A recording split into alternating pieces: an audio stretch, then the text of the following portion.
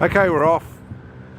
It's a cool morning. I'm wearing the jacket, but I'm sure it'll heat up during the day. Today is supposed to be a difficult walk all day, so I don't know how far I've got. But yeah, why not stand in the middle of the road so you just annoy all the car drivers.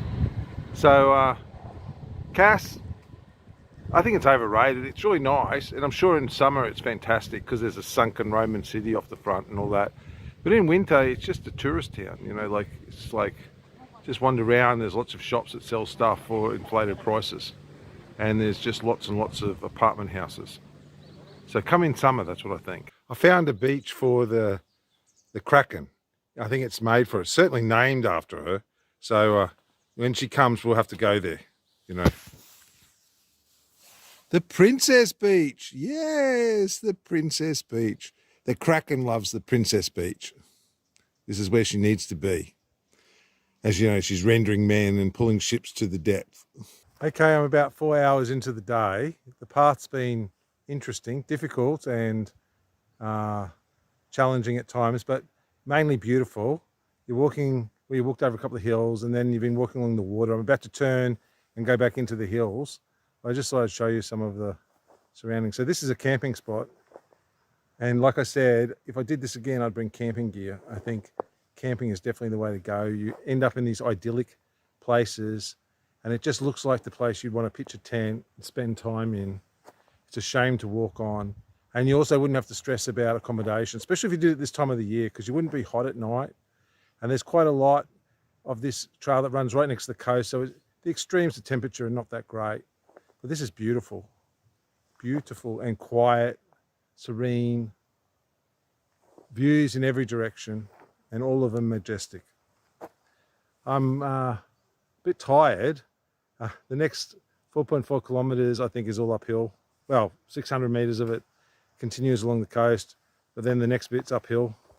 So having a day off, you know, you think you're going to come back and be full of energy and just like conquer the trail in one go, but I think it actually makes you feel worse. I don't know. It's like your body saying, no, don't do this again. Didn't you just learn not to do this? Oh, we thought it was over. We thought you'd seen sense. But anyway, off we go. How bad can it be? Anyway, I'm making good time. So I just climbed up the hill and I've come across in the middle of the bush this aquifer or well, I'm not really sure.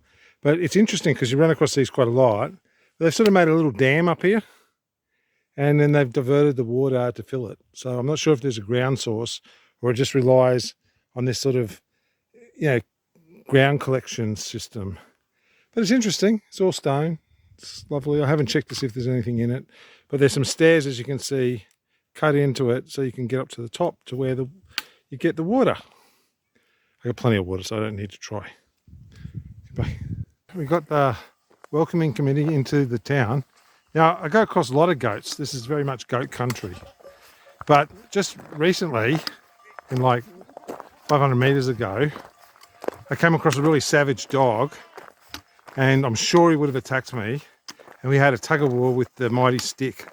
So he bit the stick and I'm pushing him away with the stick, and I picked up some stones and threw the stones at him, and that finally got him away. But he was a big dog. It was pretty scary, and I'm so glad I had the stick with me.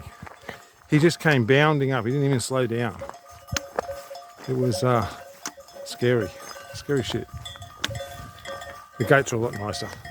Okay, this gives you an idea of like one of the dinners that you get. So I had some mandarins before the dinner, and then there's some rice, that's potato and chickpea, tomatoes, onions and capsicum, and tomato soup. And that's like a tomato soup with spinach all through it and some rice in it as well, and some yogurt, I think, for dessert. Okay, and bread. There's bread as well. So very nice. And this is included in the 20 euros. So that was accommodation and breakfast as well. Here's what the fat man did during this adventure, and we hope the maps and information is helpful. Thanks for watching. Today was a pretty safe adventure, I do approve. I've booked flights to meet up with Charlie on a new adventure after he's finished this hike. Looking forward to it. Hope you can join us. Please subscribe.